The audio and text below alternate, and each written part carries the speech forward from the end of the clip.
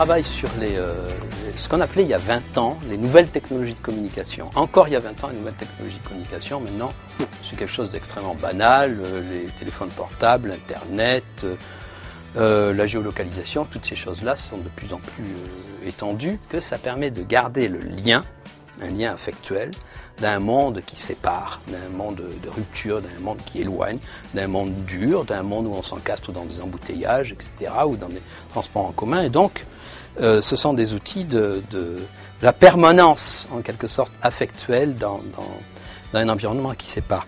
On rentre dans une société de l'immédiateté, de la simultanéité, de l'urgence. Tout le monde est de plus en plus pressé, les flux sont tendus.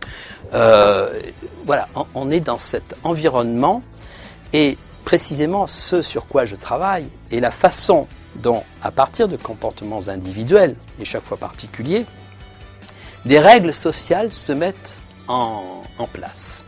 Imaginez le simple fait que désormais, le fait de ne pas répondre à son téléphone portable ou à son téléphone dans un délai raisonnable relève de la justification. On doit justifier. Ah mais t'as pas décroché? Qu'est-ce qui se passe? On doit se justifier. Quand on doit se justifier, ça veut dire que la norme, vous écartez de la norme. Et la norme, c'est bien celle de l'immédiateté.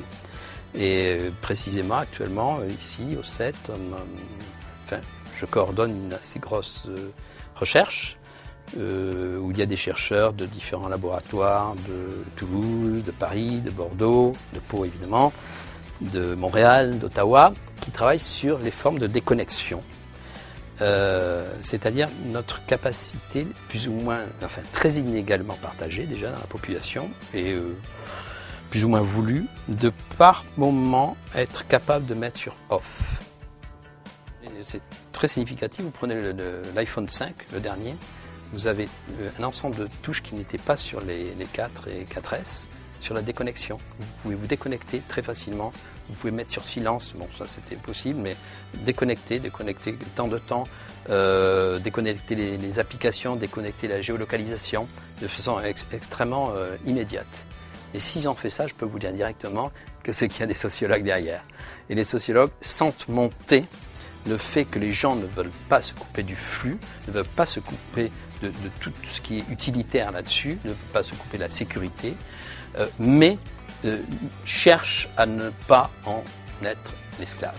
C'est pas la déconnexion, attention, c'est pas la déconnexion totale où on est des dinosaures, on vit en dehors de ça. Non, ça, c'est pas possible. C'est très simple.